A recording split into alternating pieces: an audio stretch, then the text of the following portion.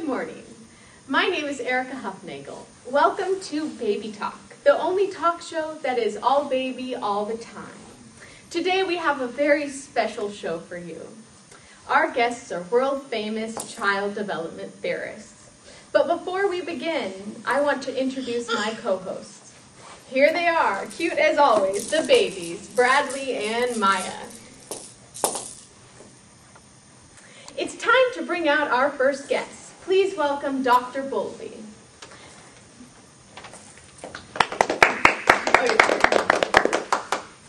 Dr. Bowlby, can you please explain your speculation of the attachment theory? Yes, I believe that the attachment phase for a child begins when they are born in order for a child to survive. The attachment conduct starts with impulse and will simply be set off by separation, diffidence, or fright. An infant contains behaviors called social releasers, which help make certain that their mother is in close proximity, which they use methods such as crying, face-making, and other noises. When you leave your child in the hands of another caregiver and leave the room, children tend to use certain methods in order to show that they are upset. What kind of attachment is this? This is called separation distress. When an infant is taken away from his or her caregiver, they begin to go through what we call distress or anxiety, which leads to crying or screaming in order to receive the attention in getting his or her caregiver back. What are some other attachment theories that you have studied? We have the proximity maintenance, which is when the infant has a tendency to want to be close with the people in which he or she is close to. Safe haven, which begins when the child, due to fright or intimidation, attaches to a certain figure for the feeling of comfort or security. And last, there is secure base, where a child is very confident and secure with his or her surroundings and is willing to venture out.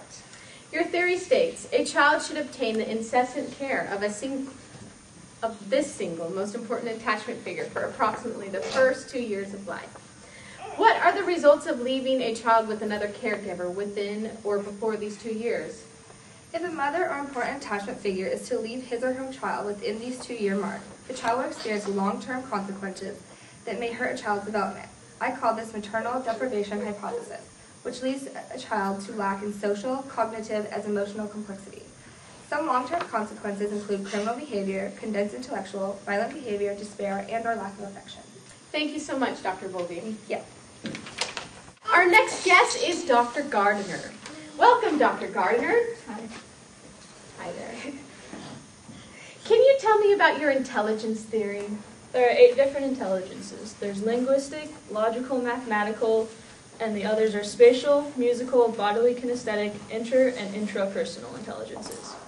How do these intelligences relate to infant-aged children? Children can begin to develop language skills and associate what their parents are saying to them with actions that are going on around them. Children playing with blocks are working their spatial intelligences by manipulating the things around them. Bodily kinesthetic can be seen when children play as they are developing the skills to manipulate their bodies. Inter- and intrapersonal intelligences develop as children interact with the people around them and develop new relationships.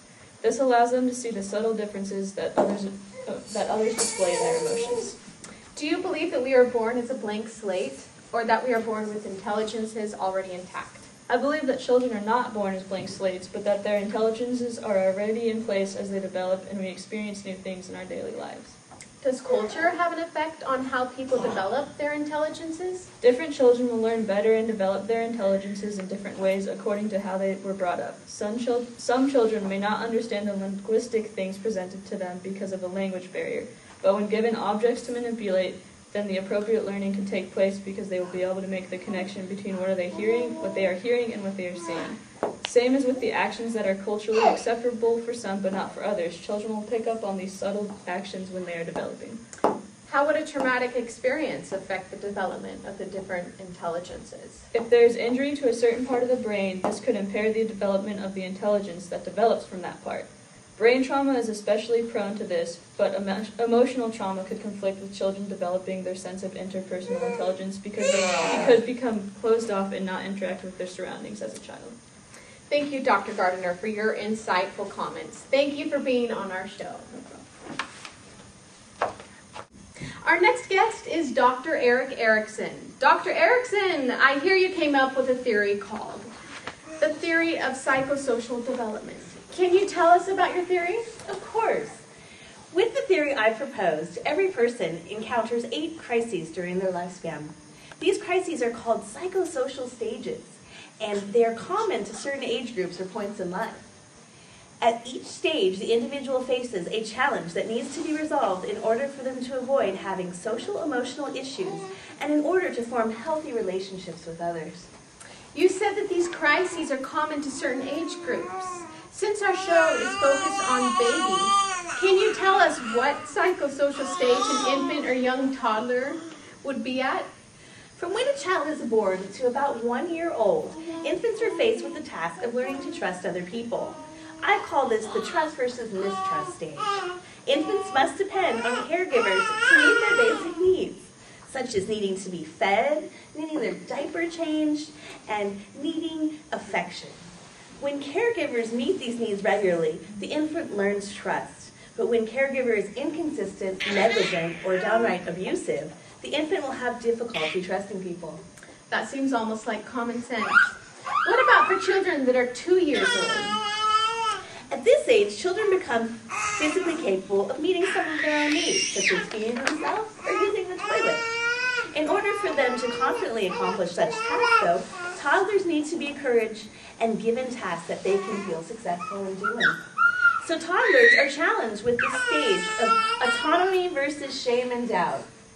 And when caregivers encourage toddlers to meet their own needs, they learn that they can help themselves and gain a sense of autonomy.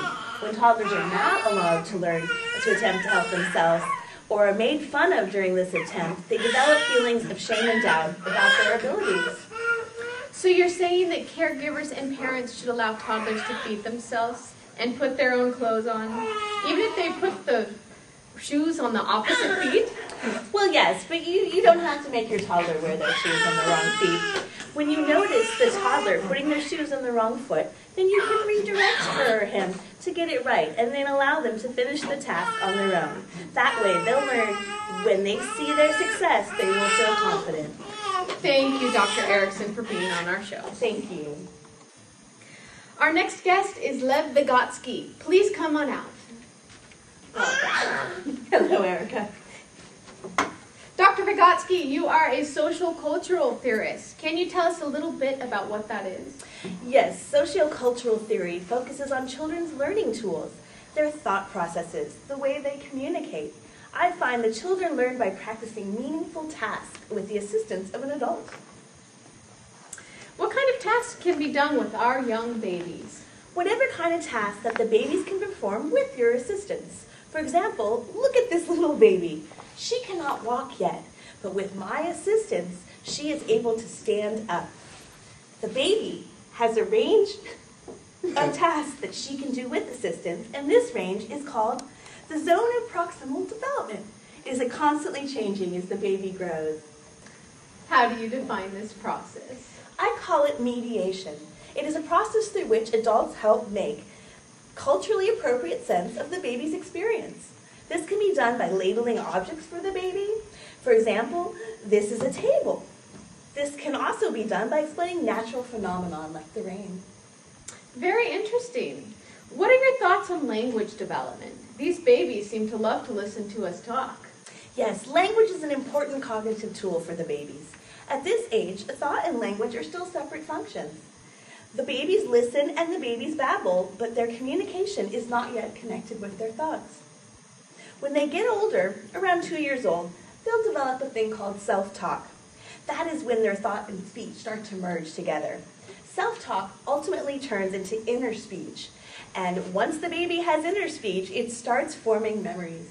Thank you, Dr. Vygotsky. Thank you, Erica. Our next guest is one of the most famous child theorists. Please welcome Jean Piaget. Dr. Piaget, we all know that out of your 4 developmental stages, you put a lot of emphasis on the sensory motor stage. Can you please elaborate on that for us? Of course.